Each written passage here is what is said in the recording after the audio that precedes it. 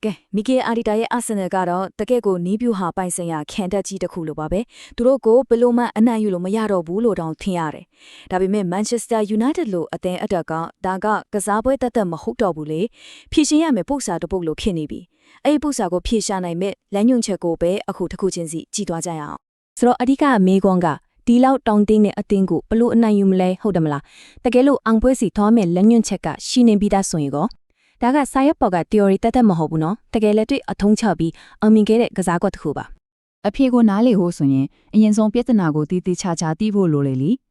ဒီအာဆင်နယ်အသင်းကိုပါကဒီလောက်တောင်ကြောက်စရာကောင်းတဲ့စက်ရန်တရာကြီးတစ်ခုလိုဖြစ်စီနေတာလေအားလုံးကသူတို့ဘောလုံးရထားတဲ့အချိန်မှာဘာလုပ်တယ်လဲဆိုတာနေစလာပဲပထမဆုံးသတိထားမိမှာကသူတို့ရဲ့ခန်းစစ်ဒါပေမဲ့ခဏလေးအဲ့ဒါကတကယ်တော့သူတို့ရဲ့ပထမဆုံးတိုက်စစ်ပြားသူတို့ကပြိုင်ဘက်ကိုအွန်လိုက်ကျင်းလိုက်ဝန်ပလွေအုပ်လိုပဲ high press နဲ့ဝိုင်းဖိအားပေးတာပြိုင်ဘက်ကတိုက်စစ်တစ်ခုတိစောက်ဖို့စဉ်းစားတော့မစဉ်းစားရသေးခင်မှာပဲသူတို့ကအနားရောက်လာပြီးအမားလုံအောင်ဖိအားပေးဘောလုံးပိုင်ဆိုင်မှုကိုအသက်ရှူပေါက်တော့မပေးတော့ဘူးဒါပေမဲ့လေအဲ့ဒီ high press ကဇလန်ရဲ့အစားပဲရှိသေးတယ်တကယ်အဒီကဇကွက်ပြိုင်ပတ်ဒီအတွက်တကယ်ကိုခေါင်းခဲရတဲ့အပိုင်းကကွင်းလယ်မှာဘာဖြစ်နေတယ်လဲဆိုတာပဲအရာအလုံးကသူတို့ရဲ့ဖွဲ့စည်းပုံနဲ့သက်ဆိုင်နေပါတယ်ဒီမှာပဲမော်ဆန်နဲ့ကနန်းတစ်ခုထွက်လာပါတယ်အဲ့ဒါကတော့နံပါတ်5ပါသူတို့ကကွင်းလေကိုကစားသမား9ယောက်နဲ့လွမ်းမိုးပစ်လိုက်တာတောင်ပန်ကစားသမားတွေကအတွင်းကိုခောက်ဝင်လာတယ်ကွင်းလေလူတွေကရှေ့ကိုထိုးတက်လာတယ်အဲ့ဒီမှာရုတ်တရက်ဆိုသလိုပဲကွင်းလေမှာလူအိမ်အားအပြတ်တက်အသားစီးရသွားတော့ဒီလိုလွင်အားအသားစီးရက်မှုကပဲသူတို့ဘောလုံးပိုင်ဆိုင်မှုကိုအပြည့်အဝဆုံးမှုပြီးပွဲရဲ့အရှင်ကိုကျုပ်ကြိုက်သွားတဲ့နီးလန်းမှာပဲဒါမဲ့ရည်ရွယ်ချက်မရှိပဲဘောလုံးကြိုက်ထားတာကဘာတိပဲရှိမှလဲဟုတ်တယ်မလားအာဆင်နယ်ကဒါကိုကောင်းကောင်းသိတယ်သူတို့ရဲ့ကွင်းလယ်စိုးမိုးမှုကအလားအပြဖို့တတ်မဟုတ်ဘူးလေအဲ့ဒါကအဆုံးသတ်ထိုးနှချက်ကအကွက်ချအစီအစဉ်နေတာကဲအဲ့ဒီဘောလုံးပိုင်ဆိုင်မှုတွေကိုသူတို့ဘယ်လိုကိုအဖြစ်ပြောင်းလဲတယ်လဲဆိုတာကြည့်လိုက်ရအောင်သူတို့ရဲ့တိုက်စစ်မှာအရှိန်နှမျိုးရှိတယ်လို့ပြောလို့ရတယ်ကွင်းလယ်မှာဆိုရင်ဖြည်းဖြည်းစိတ်ရှည်ရှည်စနစ်တကျနဲ့ပြိုင်ဘက်ကိုလုံခြုံတယ်လို့ထင်အောင်ထင်မှားဖြစ်အောင်လုပ်ထားတယ်ဒါပေမဲ့ဘောလုံးကကြောင်းမှန်ကိုရောက်သွားတဲ့အခိုက်အတန့်မှာပဲဂီယာပြောင်းလိုက်တယ်လို့ပဲအရှင်ကဘုံဆိုပြီးပေါက်ကွဲထွက်သွားရောမြန်စံနဲ့တိုက်ရိုက်စံနဲ့ပြီးတော့မယုံနိုင်လောက်အောင်အန်ဒီရမြောက်သွားတယ်အဲ့ဒါကြောင့်ပဲသူတို့ရဲ့အဓိကလက်နက်နှစ်ခုထပ်ပေါ်လာတာပေါ့ပထမတစ်ခုကသူတို့ရဲ့လက်စည်းလိုမြန်တဲ့တောင်မွန်ကစားသမားတွေကိုတအူးချင်းရင်ဆိုင်ရတဲ့အခြေအနေတွေဖန်တီးပေးတာဒါပေမဲ့ကြောက်စရာကောင်းတဲ့အပိုင်းကဘာလဲဆိုတော့အဲ့ဒါကိုတားနိုင်ခဲ့ရင်တောင်သူတို့မှဒုတိယလက်နက်ရှိသေးတယ်အဲ့ဒါကတော့တေလောက်အောင်ကောင်းမွန်စွာလေ့ကျင့်ထားတဲ့ဒီကံဘောတွေပဲသူတို့ရဲ့ချင်းချုပ်မှုကနေလွတ်လပ်မရှိတဲ့လောက်ကိုဖြစ်နေတာကဲဒီလောက်ရှုပ်ထွေးတဲ့ပို့စာကိုဂလို့ဖြေရှင်းမလဲစိတ်ဝင်စားစရာကောင်းတဲ့အပိုင်းကဒီမှာပဲအဖြေကလုံးဝကိုထင်ထားတာနဲ့ပြောင်းပြန်ဖြစ်နေတယ်အထူးကတော့ချက်ကအာဆင်နယ်နဲ့ကွင်းလယ်မှာရင်ဆိုင်တိုက်ဖို့မဟုတ်ဘူးသူတို့ရဲ့ကြီးမားဆုံးအားသာချက်ကိုပဲအသုံးဝင်အောင်လုပ်ပစ်ဖို့ပဲဒါဆိုလူတိုင်းရဲ့စိတ်ထဲမှာရှိနေတဲ့မေးခွန်းကဒါပ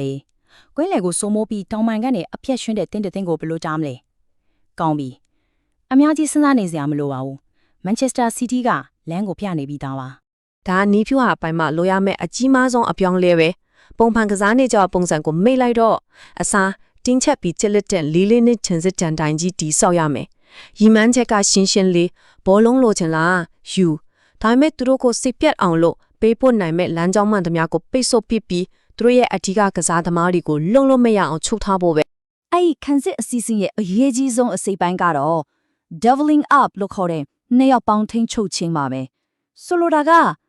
အာဆင်နယ်ရဲ့အန်ဒရီအရှိဆုံးတောင်ပန်ကစားသမားတယောက်ဘောလုံးရလိုက်တိုင်းမှာခန်းစစ်ကစားသမားနှစ်ယောက်ကချက်ချင်းဝိုင်းပြီးထိန်းချုပ်ရမယ်ရည်ရွယ်ချက်ကသူတို့ကိုအလွန်အန္တရာယ်များတဲ့ဦးချင်းရင်ဆိုင်ရတဲ့အခြေအနေတွေထဲလုံးဝမရောက်သွားအောင်လုပ်ဖို့ပါပဲဒါပေမဲ့ဒီလောက်ခန်းစစ်ကိုအသေးကက်ကစားတာကဂိုးမပေးရဖို့တက်တော့မဟုတ်ဘူးတကယ်တော့ဒါကထောင်ချောက်တစ်ခုပဲဒီခန်းစစ်ပိုင်းဆိုင်ရာမဟာဗျူဟာတစ်ခုလုံးကိုရည်ရွယ်ချက်တစ်ခုတည်းနဲ့တီးဆောက်ထားတာအဲ့ဒါကတော့တံပြန်ထူးနဲ့ဖို့အကောင်းဆုံးအခိုက်အတန့်ကိုဖန်တီးဖို့ပါပဲဒါကိုကျွတ်ထောင်ချောက်တစ်ခုလိုမြင်ကြည့်လိုက်ပါခန်းစစ်ကိုနက်နက်ဆိုင်ဆိုင်ကစားခြင်းအပြင်အာဆင်နယ်ကိုရှေ့တက်လာအောင်တိုက်စစ်မှာကစားသမားတွေပိုသုံးလာအောင်ဖိတ်ခေါ်လိုက်တာပဲသူတို့ရှေ့ကိုပိုတက်လာလေလေသူတို့နောက်ကျောဘက်မှာနေရာလွတ်တွေပိုကြံဟဲ့လေလေပဲအဲ့ဒီနေရာလွတ်တွေကအတုံးချဖို့အသင့်ချင်းရဲ့ယတနာတိုက်တွေလိုပါပဲထောင်ချောက်ကဒီလိုစတင်လို့လုပ်တာပေါ့အစစ်နှစ်ခန်းစစ်နဲ့ချင်းမှာဘောလုံးကိုပြန်လေရယူပါအစစ်နှစ်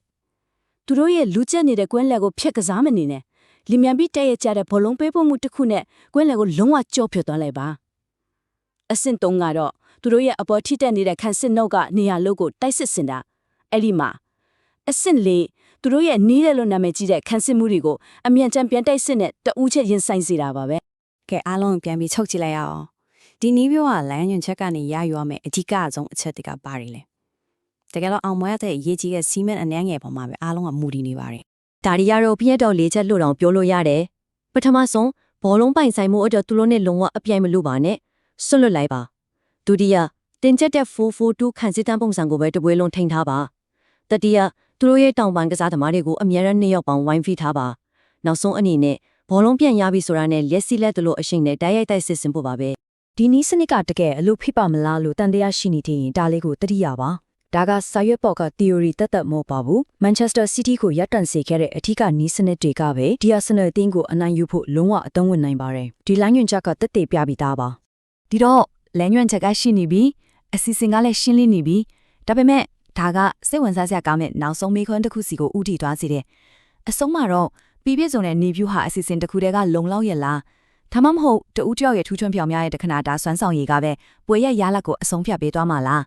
ဒါကပဲဘောလုံးအားစားကိုဂျူတင်ခံမလို့မရအောင်လာပါစေတဲ့ချက်ပါပဲလी